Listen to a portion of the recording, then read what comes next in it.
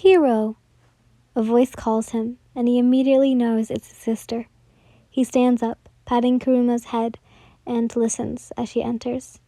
It's the evening after her wedding, and he can tell that the way she talks, she's the happiest she's ever been. He can only imagine her, smiling and all giddy. The whole day, she's been with the prince. But as she opens the door, sadness springs in the air. Her voice is quiet. "It's time." She takes his hand to say goodbye. Hiro's heart is heavy. He already knows who she's speaking of, and he can't take it. After all this time, Takashi is leaving. Hiro can't tell his sister what he so desperately wants to. He knows she'll feel bad for him, and he doesn't want to hurt her. He clutches her hand in his, Kuma by his side, and she leads him to the palace gates. It's time to say goodbye. Once his sister and her husband says their goodbyes, it's Hiro's turn. He embraces Takashi, careful of his friend's bandages. He can't see them, but he feels alive.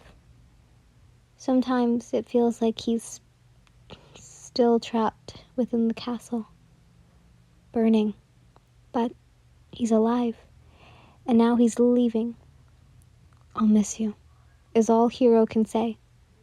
"I'll come and visit," Takashi replies. "It's not like I'm never going to see you guys again." Yeah. Hiro tries to act normal, but everything just feels heavier. He can't see. He wishes he could see Takashi. Just one last time. The last time he saw him, he was dead, broken, bloodied, and burnt. Who Hiro wishes he could see Takashi now, alive and well.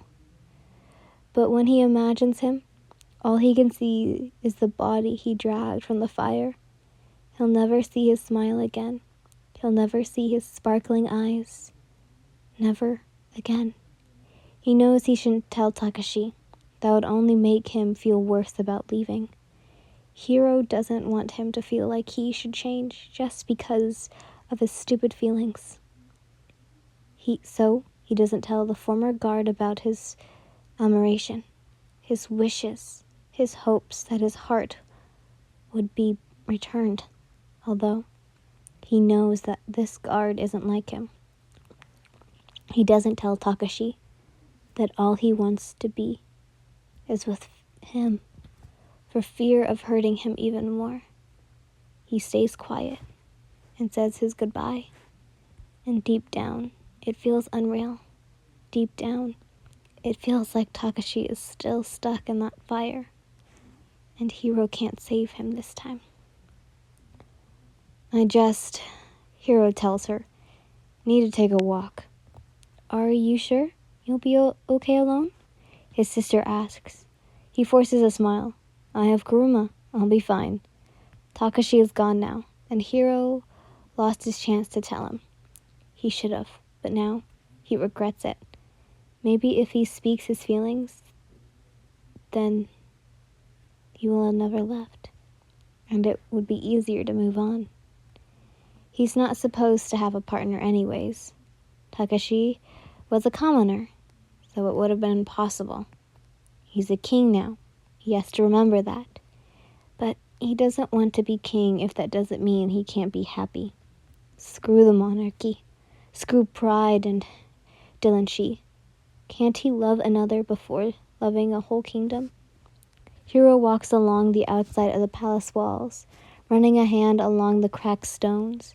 Moss covered the surface, and he tries to imagine what this new place looks like, with its stone walls and pristine gates.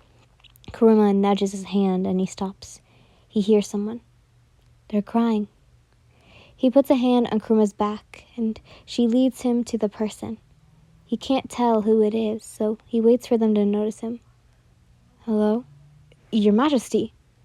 Oh, Hiro says, surprised.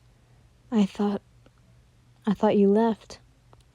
Takashi was the last person he expected to see on his stroll. And crying. He's never seen him cry before.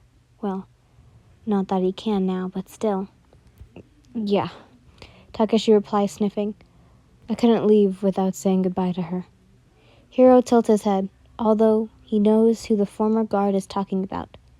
His sister had told him about a girl, but he can't remember her name. Sorry, I forgot. You can't see. It just doesn't feel real. Takashi chuckles. But this is where she's buried. Yeah, he replies. It doesn't feel real to me either. There's a moment of silence. What was she like? The king asks, reminding the dead girl he saw in the burning palace. Her blue lips, the blood.